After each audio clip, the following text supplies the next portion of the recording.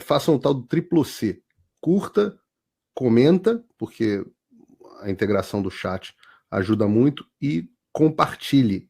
Você pode fazer essas 3 coisas que ajudam o algoritmo a aparecer. Mas eu não estou brincando não, pessoal. Dá uma paradinha agora de 1 segundo e clica no joinha, porque às vezes sabe, essa pessoa já está acostumada a ouvir isso. Não, é importante que você faça isso, porque se você não fizer, inclusive atrapalha o vídeo. Parece que o vídeo é menos relevante.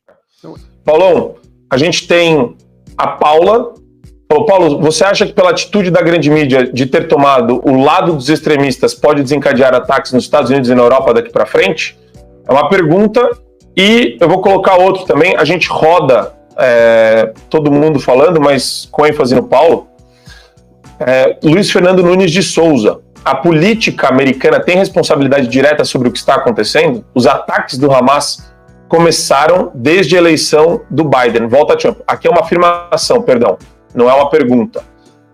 Eu acho que o Paulo tem lugar de fala aí, porque ele está a par de tudo que está acontecendo nos Estados Unidos. Primeiro, Marco, eu quero dizer para as pessoas que o Fio Diário é uma iniciativa que eu apoio. Eu apoio diretamente. Então, eu faço questão desde o início de vir aqui pedir às pessoas que assinem o Fio Diário. Tu fala, poxa, Paulo, mas você também pede para as pessoas apoiarem você no Locals e assinarem a sua plataforma no Locals. É verdade. Tem muita gente por aí. E muita gente direita. A maioria do Brasil é de direita. Uma das razões pela qual o Brasil não tem um veículo de direita forte é justamente porque falta engajamento financeiro muitas vezes. As pessoas pensam que a melhor coisa que pode fazer é dar Pix pro Bolsonaro. Não, pelo Brasil não é. Tem iniciativas muito mais importantes que podem ser feitas. Por quê? Porque você precisa ter a capacidade de se comunicar para você poder se articular. A direita só surgiu no Brasil quando a gente conseguiu romper a espiral do silêncio. E aí o que acontece? Artificialmente, através da opressão tirânica do Supremo Tribunal Federal e de outras forças estatais, eles estão conseguindo novamente criar uma bolha e uma espiral do silêncio, onde só a esquerda fala. E se você não se engajar, e isso inclui sim se engajar prestigiando financeiramente as pessoas que te dão voz, bom, meu amigo, aí a gente está roubado, né? Aí realmente é porque não há salvação para o Brasil. Então todas as vezes que as pessoas me perguntam, há salvação para o Brasil? Eu não sei. Uma iniciativa como o Fio Diário teria que ter milhares de assinantes. Agora eu vou responder as perguntas da Paula. Estou vendo a Paula aqui. A Paula é bonita, inclusive, viu? Paulo, você acha que pela atitude da grande mídia de ter tomado o lado dos extremistas pode desencadear ataque nos Estados Unidos e na Europa daqui para frente? Olha, Paula, eu acho que as pessoas são responsáveis pelos seus próprios atos. Eu não acho que nenhuma postura desencadeie atos individuais. Da mesma forma que eu não sou responsável pelos imbecis que entraram nos prédios públicos e quebraram tudo no 8 de janeiro no Brasil, eu não vou responsabilizar as pessoas pelas ideias dele, caso haja um atentado terrorista. Mas, sem dúvida nenhuma, o que de fato acontece como não há uma condenação pública dessas posturas e há uma falsa equivalência moral, essas coisas passam a ser validadas. E isso é muito ruim.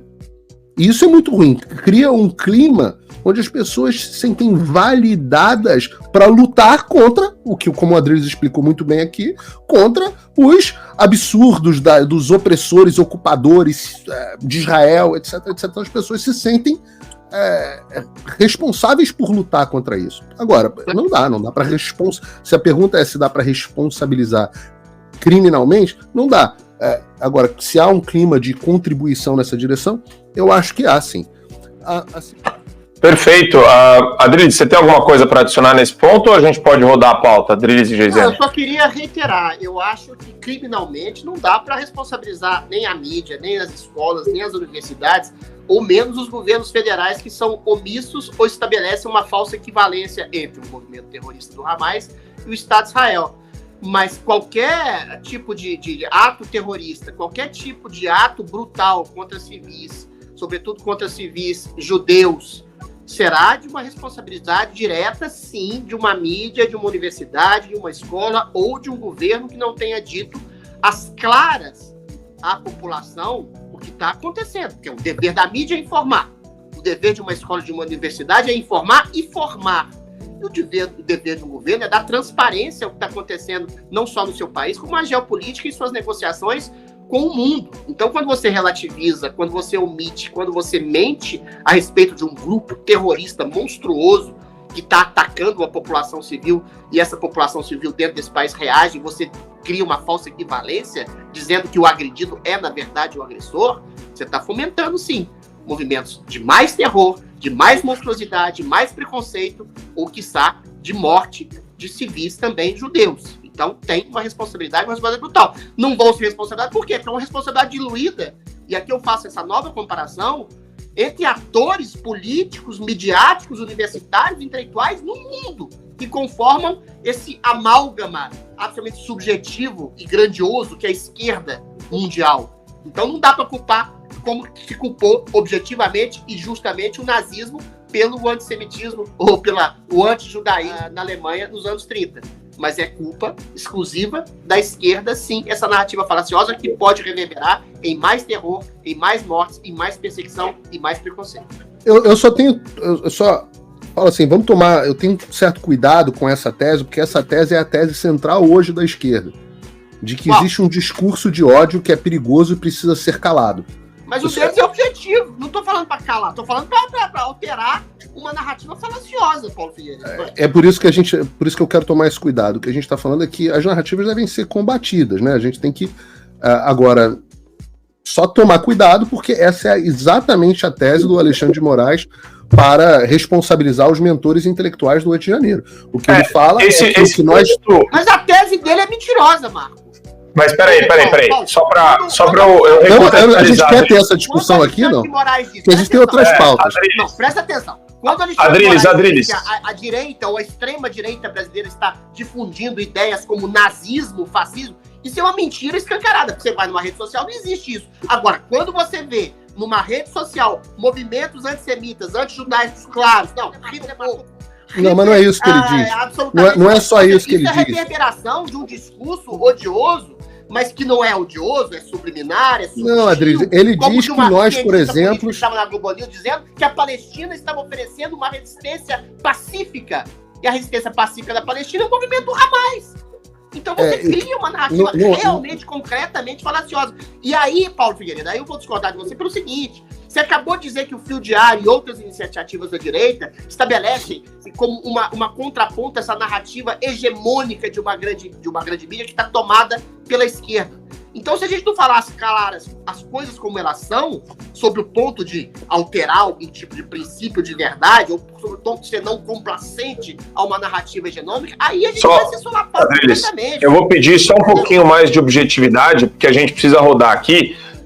Paulo, você pode responder aqui pro Adriles, mas eu vou colocar um superchat aqui no meio que remete ao que a gente está falando do René Góes. Pode colocar de volta aqui, pra gente só trazer o René Góes. Ele até fez o cálculo dos 10 a conta. Ele fez a conta dos $10. Hoje eu chamo as pessoas que de uma certa forma apoiam essa monstruosidade contra Israel de nazis. Não tem desculpa. Estive no Museu do Holocausto em Washington, D.C. e não quero isso. Mas, Paulo, para a gente dar andamento, acho que você tem uma réplica para o Adriles e a gente encaminha com a próxima pauta. É rápida. A tese é a seguinte, Adriles. O que o Alexandre diz, o que boa parte da imprensa diz, boa parte da esquerda diz, é o seguinte: pessoas como nós quatro aqui, que levantamos questionamentos eleitoral, por exemplo, ao funcionamento do sistema eleitoral, a forma como a eleição foi conduzida, a forma como os poderes estavam funcionando e que o Lula teria sido ilegítimo, nós criamos um ambiente que validou a ação das pessoas no 8 de janeiro. Mesmo todos nós tendo sido radicalmente contra aquelas ações. Eles dizem que nós fomentamos e criamos um ambiente de validação para aquilo. É exatamente o que está sendo dito a respeito da esquerda Globo News. Então, eu não quero dizer que se houver e a pergunta foi sobre isso, que se houver um atentado terrorista, a culpa é deles. Sem dúvida nenhuma, há essa criação de um clima de validação. E sim, sem dúvida nenhuma, nossa tese, nós achamos que está correta e a deles estão erradas. A gente acha isso. É por isso que a gente tem a nossa opinião. Mas Eu só tenho muito cuidado. Eles falam abertamente. Espera só um minuto, Adriles e Geisiane. Espera só um minuto, Adriles e Geisiane. Adriles, você vai deixar o Paulo concluir. Não, ele ainda não terminou. Deixa ele concluir, os dois deixem ele concluir, por favor. Vamos lá. Não, eu não sei nem se a gente quer ter, porque a gente tem tanta pauta e daqui a pouco a gente vai ter que encerrar o programa. Mas eu só digo o seguinte, vamos tomar cuidado, porque este discurso de que um discurso de ódio é perigoso e, portanto, precisa ser perigoso, há a consequência de que ele deve ser calado. Então, não, presta atenção, Paulo. Ele leva a essa consequência. Paulo, é só isso que eu quero dizer. Bom, se você acha que o discurso da imprensa... Eu não consigo, contra judeus, em curso. Existe um discurso de ódio, preconceito e perseguição contra judeus em curso. É fato, objetivo. A diferença minha e do Alexandre de Moraes é que o Alexandre de Moraes censura, persegue, desmonetiza e prende pessoas. Por isso que ele acha que é discurso de ódio. Peraí. Se você acha que a Globo News vai levar a atentado terrorista, você tem que deixar ela no ar? Você tem que deixar no ar. Se você acha isso, se você acha que eles são responsáveis, tem que deixar ele no ar? Se você acha que a Globo News vai levar a atentado terrorista, você vai deixar eles no ar? Se eles são responsáveis? Não, pô.